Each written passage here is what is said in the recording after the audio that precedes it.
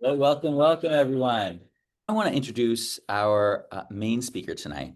Um, this is Charlotte. Charlotte, wave hello. Hello. So Charlotte we're very lucky to have her here.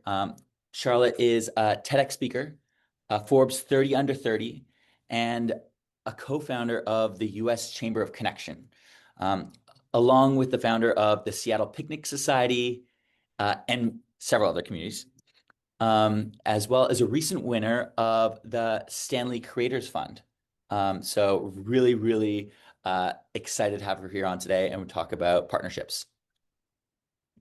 Yeah, thanks for having me, Gabe. I'm super excited to be here. And hello, everybody. Thanks for tuning in. I'm excited to get into it.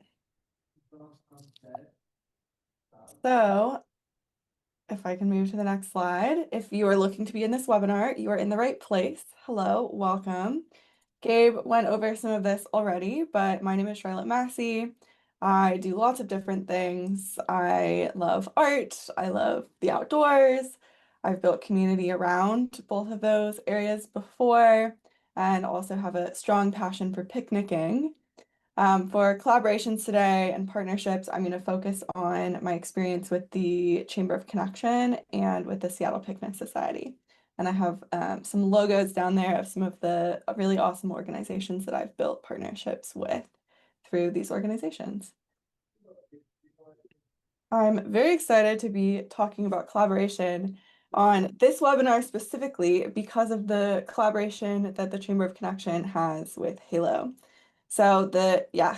Yes, the United States Chamber of Connection is a nonprofit. We're building a national movement around connection and really trying to target the isolation crisis and bring people together through civic infrastructure and through creating the activations and connections between people who are already doing amazing things on the ground. And one of those programs is the Community Builders Network, which we are partnered with Halo on strongly in order to bring it to more cities and to connect with the awesome leaders that Halo works with. So Halo is our favorite community building platform. We use Halo to manage the Chamber of Connection community in Seattle and the community builder networks in more cities. And we now have Alex running a community builder network in Baltimore, Gabe in San Francisco. We have one in Seattle. We have more cities launching soon. If you are interested in being a part of that, please reach out and let us know because the goal is really to create community for community builders. It can be isolating when you're leading a community and you are doing it alone and you're trying to solve all of these problems. And so it's really amazing to be part of a community of other people who are going through a similar experience and also to be able to access resources like presentations like this, but being able to do them in person with people who are in your city as well.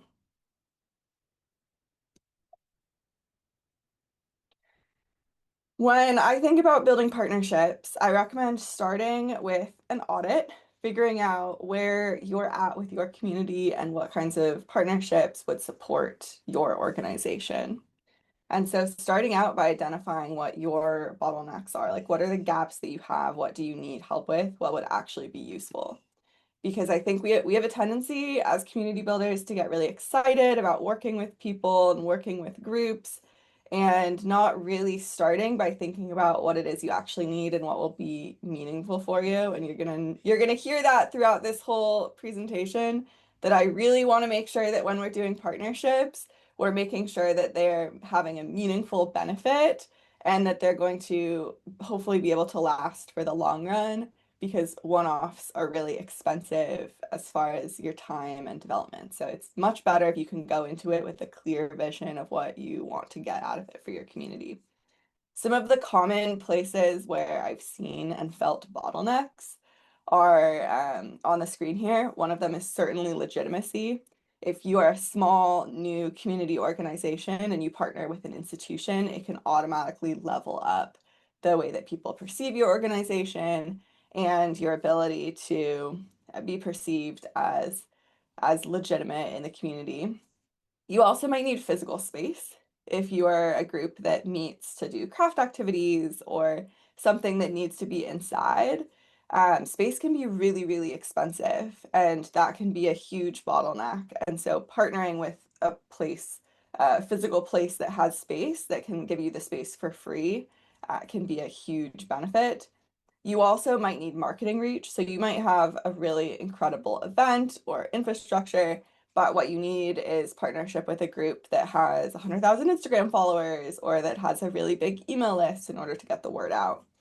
You also might have the opposite, where you have a really strong marketing reach, and what you need is help with programming or you need extra capacity for logistics. And then certainly a bottleneck that I know a lot of people feel is a lack of sponsors or resources.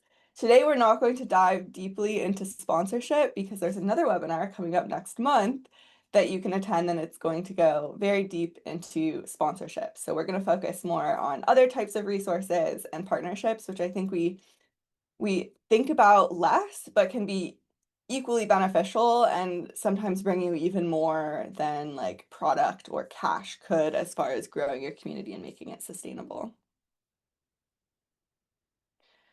The next thing to look at is what your assets are as a community. So what are the things that you could offer to a partner and bring to that relationship? And it might be something like having a really big audience or just a really consistent audience. If you're able to get 100 people in a room once a month or 20 people in a room once a month, that is something that partners might really benefit from if they are struggling to find new members or find people to come to their bar or their museum or whatever space you might be working with. You might also have faster execution speed. You might be more flexible than a large organization that has many different levels of approval and doesn't want to take the risk of testing something or piloting something and would be excited to work with you to do that piloting and work with you as a partner versus running the programming themselves. You also might have really strong data or feedback. If you're doing surveys and you know who your customers or your community members are, and that overlaps with the customers of another organization, that can be a really good way to build partnership. And sometimes, especially if you're building a partnership with a city, they don't want to be collecting data because as soon as the city has access to data, they have to share it nationally. And so there can be benefits to you as an organization, as a separate entity, collecting data that they wouldn't be able to collect otherwise. You also likely have trusted relationships with the people in your community, and this is a huge benefit that I think community builders need to own and take more seriously. Community builders are influencers in a lot of ways, but instead of being all digital, it's also in person, and that is something really valuable to many different types of organizations. I skipped to a slide. Can I go back? There we go.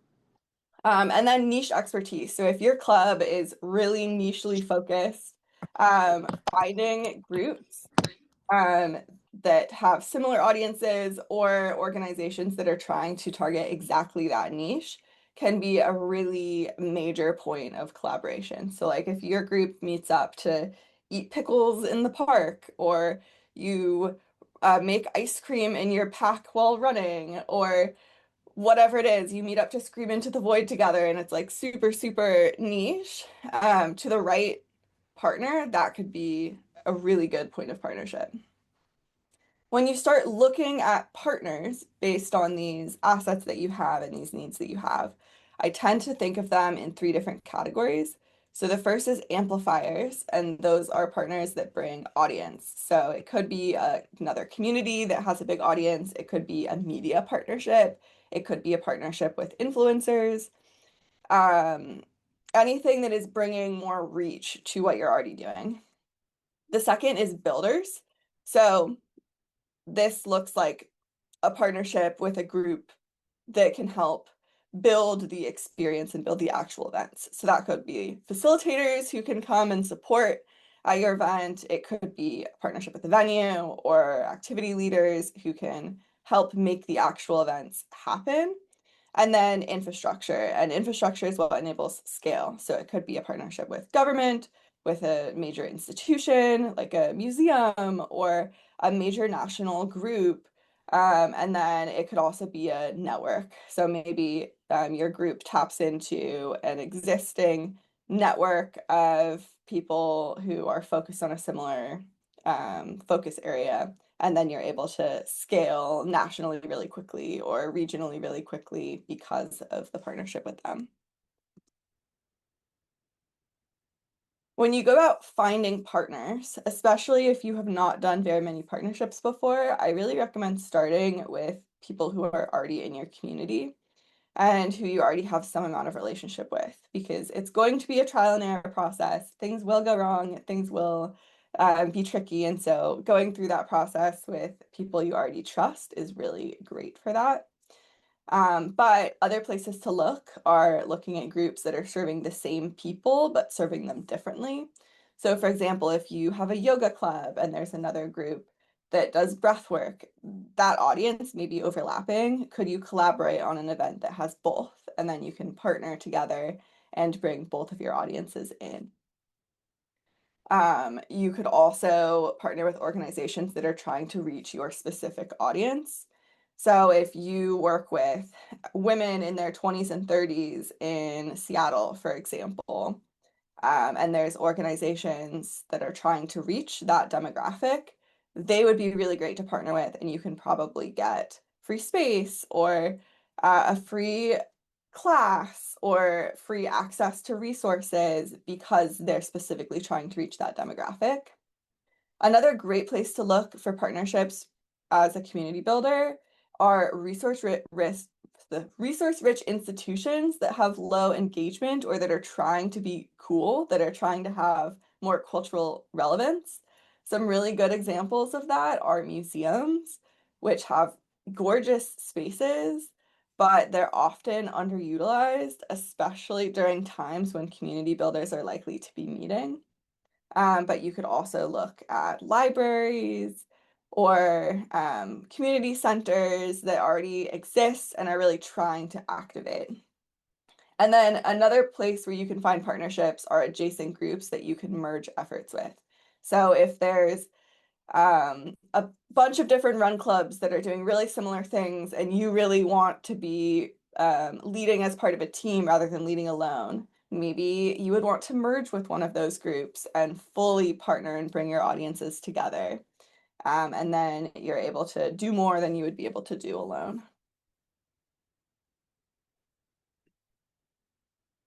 The really important part with all of this is that you say no if it's not working and that you avoid collaboration burnout, because collaborations can be a major source of growth and leverage and take that stress of being a single point of failure in your community off of you. But they also can lead to a lot of stress. It can take way more time if you're having to take many different points of view and opinions into account when you're building an event. And if people come in with really strong opinions of what it's going to look like that are not aligned, that can be a really major problem for you. So we have to make sure to say no. The most important thing here is that you set yourself up where you can get out of the partnership if you need to, especially in the early phases. So I really recommend a pilot approach where you commit to a test with the hope that the test will turn into a longer term partnership, but you don't pre-commit to a full year of working together without testing first. On the flip side, I really recommend setting up any one-off event that you do as a test. So that way, if it works, there's a pre-established agreement that you will continue using that format, because the first time you do any kind of partnership or really any kind of event, as I'm sure everyone knows, it is much harder.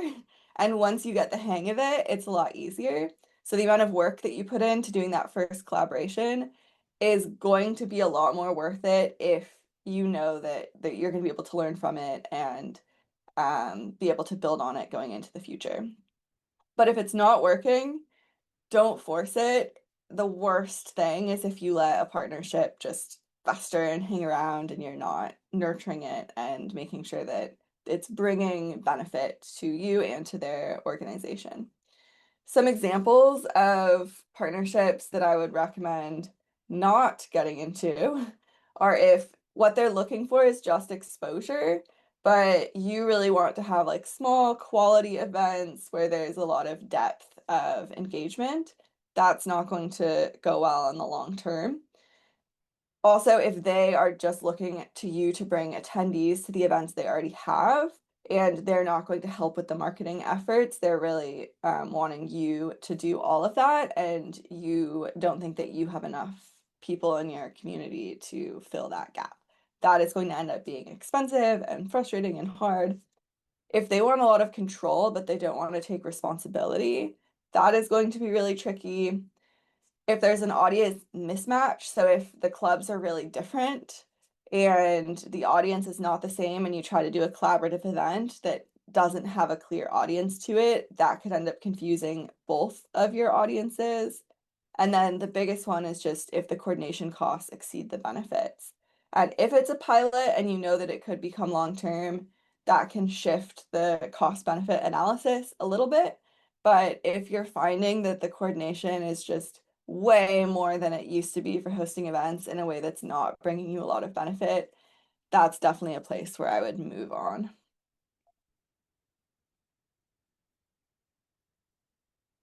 Now I'm going to go into some case studies, which are just examples of partnerships that I have built through the communities that I run that have been really successful, and sharing the examples of how we went about building those partnerships.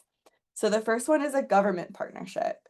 This is a partnership with the Seattle Department of Neighborhoods, which is a department of the Seattle city government. And they really focus on community engagement and have representatives in neighborhoods around the city engaging directly with community organizations. And we wanted to partner with them because one of the programs that we focus on at the Seattle Chamber of Connection is around engaging people who are new to the city and helping them feel welcome and helping them understand what's awesome about the city.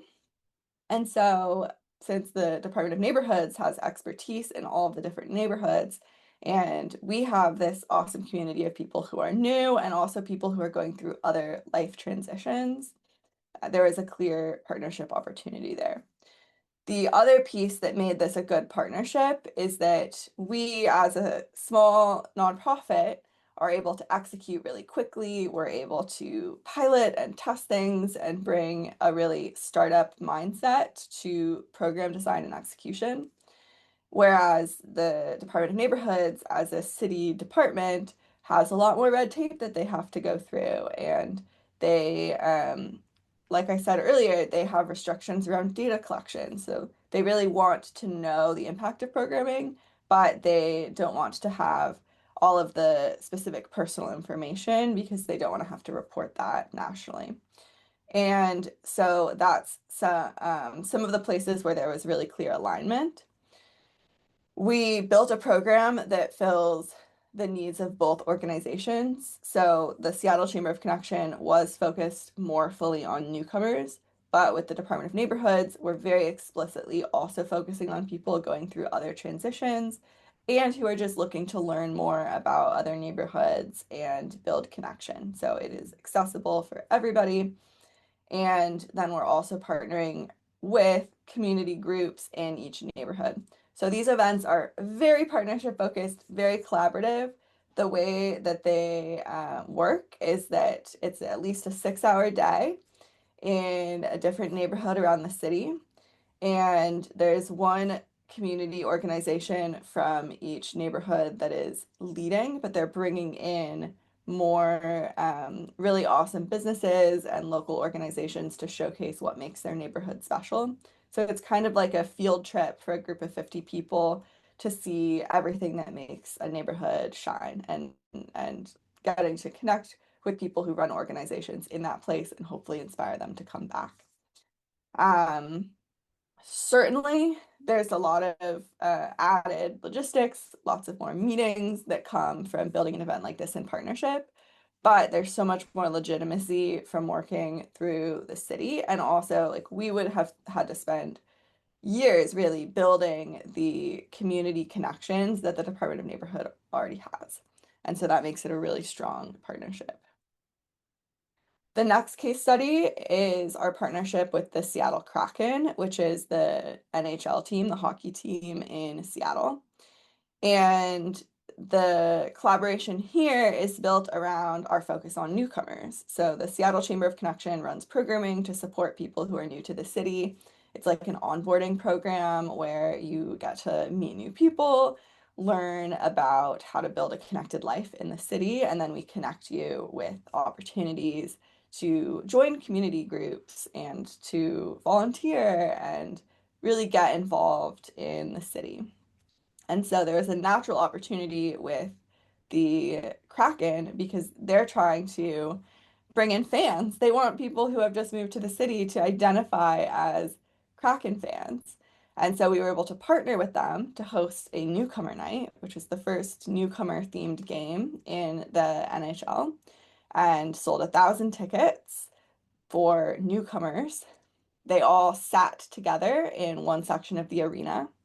We also partnered with Alaska Airlines, which was the sponsor of the game, to provide hats for everyone. So they had matching hats that they could wear, so they could identify each other and know who else was new and looking for connection. And then we also hosted a pregame reception. And this was really great because we could never have done an event at this scale as a small organization. But because of that partnership and because we were able to bring a very niche and specific audience to a really established institution that is far bigger than us, we were able to host an event that was much bigger than we could have done alone, and even to the point of hosting a reception for 250 people because the Kraken has an arena and they have space and they have budget for food that's already allocated for each of their theme nights. We were able to fit into that framework and reach a lot of new people as well. So the whole arena now knows about the Chamber of Connection in a way that would have been really expensive to do if we were trying to do like paid advertising in order to get the word out about our programming.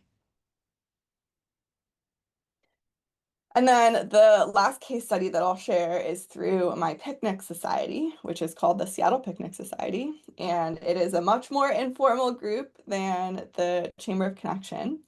We meet up in parks around the city and we picnic together. It's very simple. Everyone brings their own picnic stuff, their own supplies, their own blanket.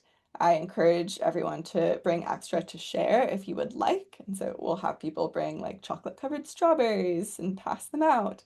And that's a really good way to get to meet everyone there. Otherwise, you mostly meet the people who you sit with.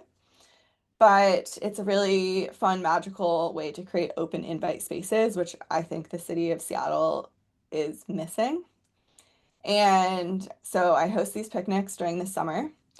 And I have begun piloting partnership picnics. And so the first partnership picnic that I did was with Women Who Explore, which is an awesome national and international community for women who like exploring.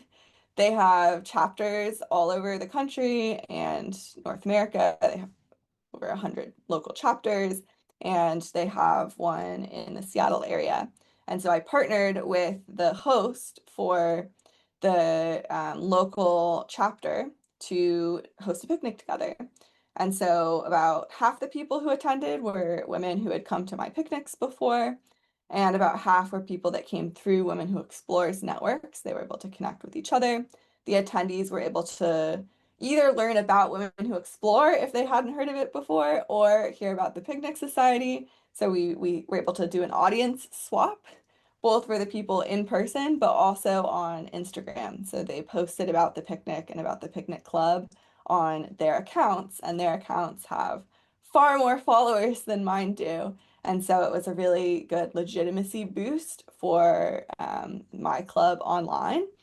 And it was a really fun new way for their group to engage with communities on the ground because they mainly host hikes and other more like adventure focused gatherings and hadn't done very many picnics. And so this is a good addition to programming. And what I think is really awesome about this collaboration is that it has turned into additional collaboration. So we're going to do more picnics together this summer, but I'm also now collaborating with them as a host for one of the global adventures that they're leading, and I'm going to host a Tour de Mont Blanc trip through Women Who Explore this summer. And that came about through piloting small partnerships. And now I get a funded trip to do a 2 week hike around Europe. And so you never know what can come from building these partnerships, even if you start with something that's quite small. Here's some more examples that I've seen be really successful and that you could certainly use if your club is in one of these categories. Um, If you run a social club that needs a physical space to meet, bars and breweries are really great places to build partnership. They'll often let you use the space for free. And sometimes you can even get paid because you're bringing people into a place where they really want customers, especially if it's like on a Tuesday night or something like that. I talked already about yoga clubs and breathwork clubs, but any kind of wellness groups, it's a really obvious place to collaborate and create an event series or an event that has multiple parts to it, and you can combine your audiences. I've also seen clubs that are focused on the same topic fully merge and join forces in order to be stronger together. And especially if you are leading alone and you want to be leading in community, that's a really good place to start. But you want to make sure that you have a lot of synergy with the other leaders so that you don't lose what made your club special and what made you excited about it. It's also really great to combine different types of activities. So, for example, there's an art club in Seattle that collaborates with a music club, and they have an art night where there's also jamming happening. So, there's music playing live while you're painting, and that just adds an extra element that makes the event cater to more people and makes it a lot more fun. And then there's also groups that have physical spaces. So there's Social Sauna in Seattle that collaborates with a group that does raves, and they have a wellness rave series. And I think that's another really awesome way to build collaboration.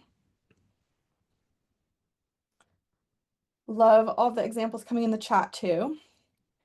For building your collaboration, definitely the first step is a conversation. And I would start by just getting to know the group that you want to collaborate with or the person you want to build a collaboration with and understand what their goals are. So don't jump in hot with like I have an idea, let's host this event unless you know them really well already. I would jump in with, I love your organization. Tell me what your goals are this year. What are you trying to do? What do you already have coming? Because there might be something that is a really clear fit based on what they're already planning to do.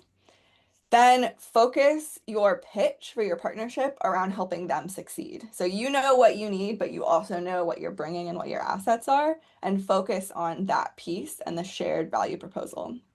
It's very important to make sure that you align on expectations, clarify what the responsibilities are, who's going to do promotion, what the timeline is, what the capacity is for the partnership. You don't necessarily need a full contract, but I would definitely get expectations in writing so that way you have something to go back to if it doesn't work out. And then this is also where you set up a pilot, but with the expectation that it could turn into something bigger and define that success before launch. So ask them, what would need to happen in this event for you to deem it a success and want to continue the partnership? And then you can use that as a framework for what you aim for with the event. With all of this, you want to make sure that you're protecting the experience for your participants. So you have built an amazing community already. You are bringing people together. They trust you. You want to make sure that you keep their trust. So communicating about the partnership ahead of time, making it really clear what you're doing for your community, and then being really clear with the group you're partnering with on who is owning the attendee experience, who is owning communication, making sure that you have approval of each other's communication, and then determining what decision making authority day of looks like so that you don't end up with something really chaotic which can definitely happen if you don't plan all of this out. Collaboration does not necessarily mean that you're making every decision together. And I would say most of the time it shouldn't look like that because that's not going to be efficient. It's going to take up a lot of time and resources. So it's best if you can determine areas of focus and then be able to really own those areas and run with them so that you can leverage each other's reach and resources rather than ending up averaging them and working with the lowest common denominator. Charlotte, would you be able to give an example there? Around things going wrong. Yeah, yeah. Yeah. Um, yeah, I'll give an example of an event that I hosted about a year ago that brought together a lot of different clubs. And we did charge for the event. And we tried to be clear ahead of time over how the funds were going to be split, but I think we were not clear enough. And there was some frustration over groups feeling like they did not get the share that they wanted to, or feeling like they had brought more people in than another group had, and yet we're getting the same amount of proceeds from the event.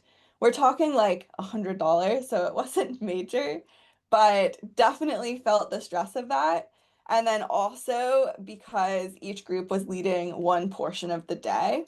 And there were multiple co-leads that I was collaborating with across the whole event. It was not clear who was calling the shots. And so there were aspects of the event that we ended up cutting short because of time.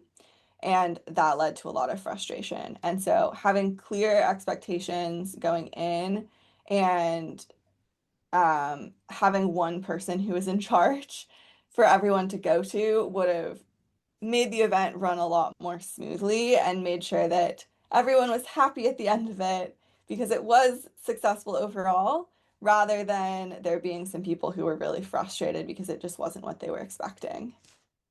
That's a great example. You don't want to go into the event with an assumption of how it's going to go and then realize midway through an event that that's not how it's going to go. Yeah, and if you don't clarify, people will come in with different assumptions Mhm. because they will have some concept of how it's going to go. And if you're not explicitly aligned, there likely will be differences in expectation. And then taking your pilot from a pilot into a long-term partnership, I really recommend having a structured follow-up and doing this as soon as possible. So sending an email or scheduling a call where you thank them, you share what you think that you've learned, and you have a conversation about what you learned from the pilot. You share any data and feedback that you got from the event, and then you go through proposed next steps. One of the best ways to keep partnerships is if you make their job easier. And so sharing all of that data, making it really clear, and sending that follow-up fast is a great way to do that. Overall, your partnerships should help you do things like increase your attendance, increase credibility of your organization, improve the experience for the people who are in your community, and reduce organizer workload. If they're not doing that, it's probably more work than it's worth to do the partnership. And as community builders, like I do this too, we default to wanting to collaborate and to work together, and it's so awesome to do that. But sometimes partnerships don't bring the amount of value that they could or should, and they can prevent you from building partnerships with groups that could be a better fit. So I really recommend thinking about whether this partnership is going to reduce your future workload. Is this going to bring value to your organization? And if it's not, you don't need to build the partnership. You can maybe do something smaller, or you can test something and then end the test if it's not successful. For the closing framework, here is here is a summary of the steps that I recommend following. So, starting with auditing your partnership fit, figuring out what your benefits are that you can bring and what you need, and then what type of partner you're looking for. Make sure that you say no if there's not alignment. Make sure that there's very clear ownership of different pieces of the event and you're protecting the experience for your attendees. And then make sure that you debrief immediately to make sure that you are following up with the partner and that you're consolidating any learnings that you have so you can bring those forward into the future. It's amazing, Charlotte. Would now like to open it up to any questions that people have. Yes. Um, I would also just like to, if we were going to go back to that list that you just had there, I think Yeah. something that you had in here that a lot of people over or don't think about or like look over is misalignment. Making Mhm. sure that that is actually aligned with the partner is actually aligned with your ethos, right? So if you're a running club and you're partnering with like a brand that doesn't suit your ethos, then it's not going to go well, right? So if you're, I was organizing a running event. We had a partner that was really wanted to advertise their speed shoe and do like track workouts and really intense training. And my group was like very social, very informal, and did not do that. And so it came off as like very disingenuous. So we learned from that partnership and we're like, okay, well, let's not do that again. Because it comes off as disingenuous. Like it's not really like what your community stands for. So just making sure that like that is aligned is so crucial. And just like even though it might bring you a lot of reach or like even bring some credibility, it's in the long term, I think not worth it. Yeah, definitely. And when you lose trust, it's really hard to get that back. Hmm. And that's the, I would say that's the most important piece with your community, because if people don't trust the community, they don't want to be a part of it. Hmm. So I have a couple questions if we could kick this off, and then if anyone else Yeah. has any questions, we can jump in here. Um, uh, I see that you've done a lot of partnerships that are like ongoing, Hmm. and you briefly explained some of those benefits, but I was wondering if you could like jump into like why ongoing and like how like do you frame them as ongoing right from the get-go, or is it a trial? Like how do you frame that conversation?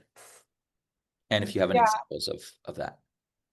So I definitely recommend piloting and starting with a pilot and just being really explicit about that. So saying, we're really excited. Let's look at a first event that we could do and see how it goes. And then we can go from there. And it gives you an out, but it also gives them an out. And so I find it's a lot easier to get partners to commit if they know that it's a test. You'll get a lot more hemming and hawing, and I don't know, maybe let's come back to it in 2 months if you're trying to get them to commit to like 2 years of working together. But if you say, hey, let's just do one event, let's just do it quick, and it'll be a pilot. So, like, it's okay if it's not perfect. The expectation is that we're going to try to learn together and we're going to try to see how this goes. And then you can also set goals that are more realistic within that framing, because one of the goals is just to learn and to test. Um, so that's how I would recommend approaching it and pitching it. As far as why to do an ongoing partnership, it is a lot of work to build a partnership. It's a lot of work to build a relationship. And once you have that relationship in place, it's so much better and easier if you build a longer term collaboration there. Because once you've done the first event or the first couple of events, you have done most of the hard work. Now it's just like rinse and repeat. Let's do it again. And so if it's working, you should just definitely keep doing it. And that's gonna be where the load actually gets taken off of you as a builder. If you're trying to do a new partnership and build that new relationship every month or really often and always with new groups and new communities, it's going to take a lot more work. So not to say that you can't do it, but you're going to put a lot of energy into building all these partnerships and you're not going to see as much of the benefit from having them in the long term. I've also seen that there's a lot more willingness to invest on the partner side if they know that it could be a longer term collaboration. rather than it just being one event where if it fails, they don't really care. And so that's a benefit. Another piece is there are lots of different types of organizations you can partner with, obviously. I have had a lot of success partnering with organizations where the person who you're working directly with is paid staff rather than a volunteer. And like certainly you can have amazing partnerships with other community groups that might be paying themselves lightly through ticket sales or not paying themselves at all or spending money out of pocket to host their events. But if you can partner with a group where you get access to somebody who is working with you as part of their salaried job, it's a lot easier to get that stability and also to get that load lifted off of you because they're going to definitely make sure that everything is followed through on because it's part of where their salary is coming from. That's great. That's great. Thank you, Charlotte. We do have one question in the chat, and then we'll take another question after. Um, Izzy quickly asked about, you said abbreviated government institute. Um, Hmm. What abbreviated government institute did I so mention?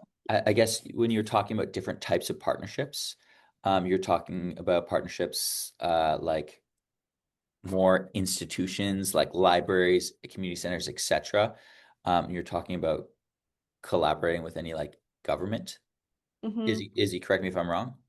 Is that what you're trying to get at? Hi Yeah, there.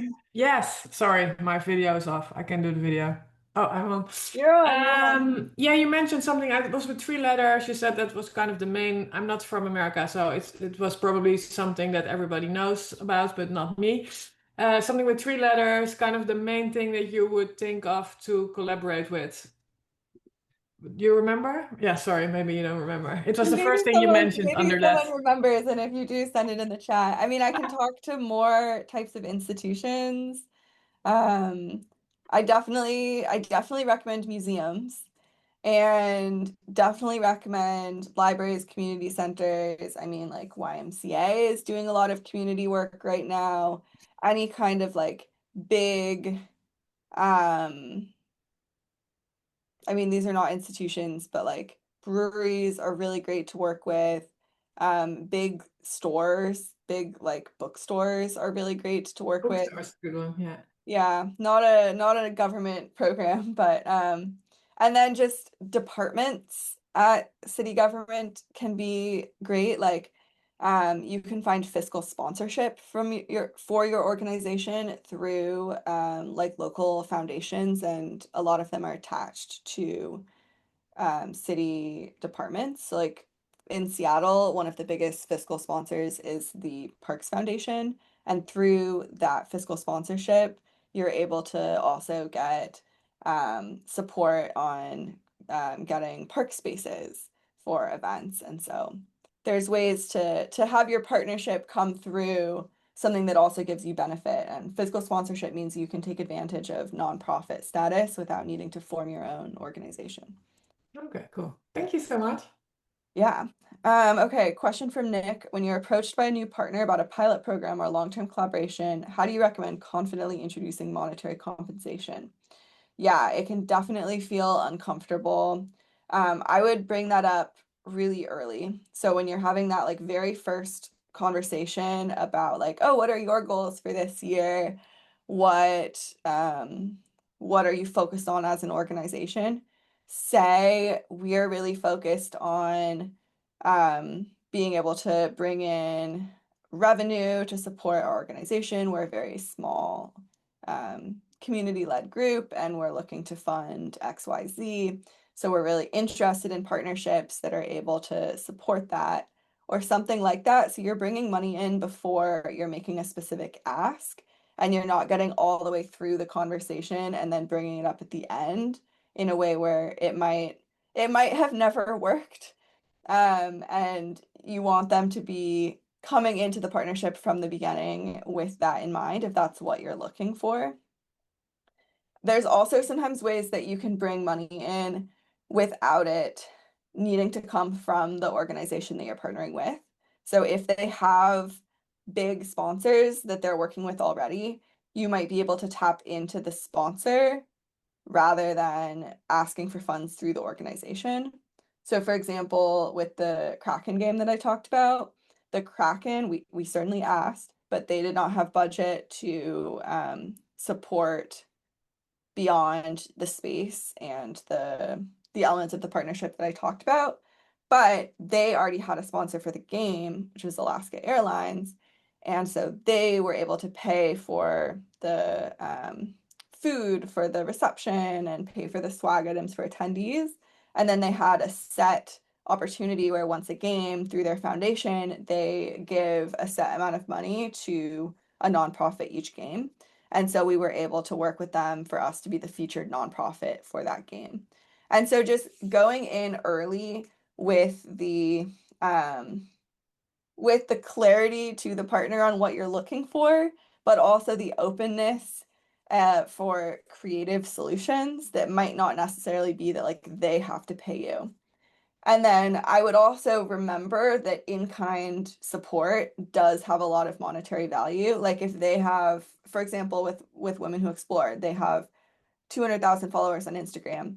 If I was gonna try to buy a like sponsored post on an account with that many followers, that would probably be like $3,000 to $5,000. And so you are getting a lot of value from getting something like that for free. But if that's not what you need, like what you need is cash, then you might want to look at things like sponsorships, which are going to be in the next webinar where you do like more of an explicit cash for promotion trade. Um, and that's going to be potentially more efficient than a partnership in getting cash in the door.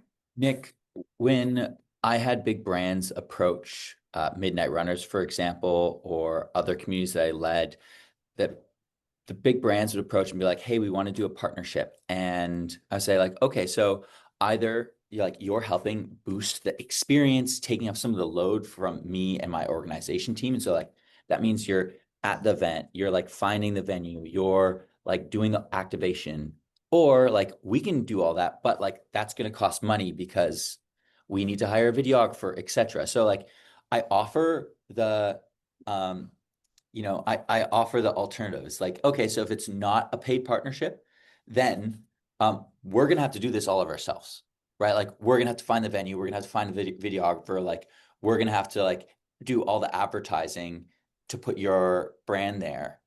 So, like, if we do that, it's gonna cost money. Otherwise, like, if you could send staff to host a massive big like event for us, amazing. That's great. So like that is kind of like the exchange that I see as well. Yeah, then that clarity up front is key so that you don't waste time because there might be partnerships where you want money from them, they're not willing to give it, and so you just say, okay, no worries, come back to us if you have more budget next year.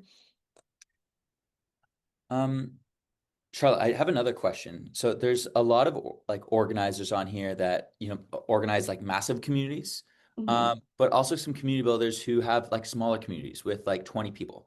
What would you say to them who, they're organizing a smaller community and they feel like potentially like how could they do a collaboration with a big sports team or a government organization? How could they bring value to a partner when they have a smaller community? Like, can you kind of outline the value that they do have and some of the things that they might be able to offer? Yeah, definitely. I mean, it's probably going to be hard to jump straight to like massive sports team, but there are so many different organizations that you can build partnerships with as a smaller group. And I think also recognizing the value of the trust of a small group, especially if you're focused on a niche topic or a niche subset of the population, finding the organizations that are also focused on that niche. So like, for example, if you're organizing a silent reading group and there's 20 people in it, then like absolutely a bookstore would partner with you and maybe they would get you to host an event that they could advertise to their customers as well. And then you can grow the size of your group if that's something that you're looking to do. But even for a group of 20 people, like if you can bring 20 people to a bar on a Tuesday, that has value to it. And that is something that you should be able to leverage to lower your costs, whether it's getting a discount on drinks for your participants or getting a space reserved for you. That is absolutely an ask that you can and should make. And then there's also power in joining forces with other groups, and that's part of what we're doing through the Community Builders Network. If you get 10 groups together that all have 20 people, now you really are a coalition and you have a much larger reach than any group has alone. And through that, you can get bigger collaborations. So, for example, we're hosting a club fair in Seattle with the National Nordic Museum, which is the only national museum in the city. And we're able to do that because we have 30 clubs that are going to come and participate. Any one club would have a harder time getting that partnership in place, but when we all work together, then it's a really natural partnership. That's amazing advice. Well, everyone, thank you so much for coming. If you have any other questions, I encourage you to shoot them in the Halo chat. Both Charlotte and I will be monitoring that for the next like 45 minutes, an hour. And if you have any questions about partnerships, feel free to shoot in there. And I encourage you to like ask those questions, even if they feel silly, because the chances are someone else also has that question. So collectively, we can learn more and share our resources. We are going to be hosting our next Halo and Chamber of Connection webinar on sponsorships next month. We have Justin, who wrote a book about the sponsor magnet, and that's going to be a really interesting talk to come to. And a final thank you to Charlotte. I appreciate you taking your time to come and talk to all of us community leaders. Yeah, absolutely. This is great. And also I recommend sending really specific questions. Like if you are running a specific club and you're trying to think of partners you could approach, or if there's someone who's approached you and you're trying to decide how to respond, like send those now, but also keep sending them so that we can support each other and build coalitions for connection around the country. Exactly. And if you have any wins or fails, please share them in the chat. So I encourage everyone to like share like a win or like a question in the chat afterwards. Thank you all guys so much for coming. Bye-bye.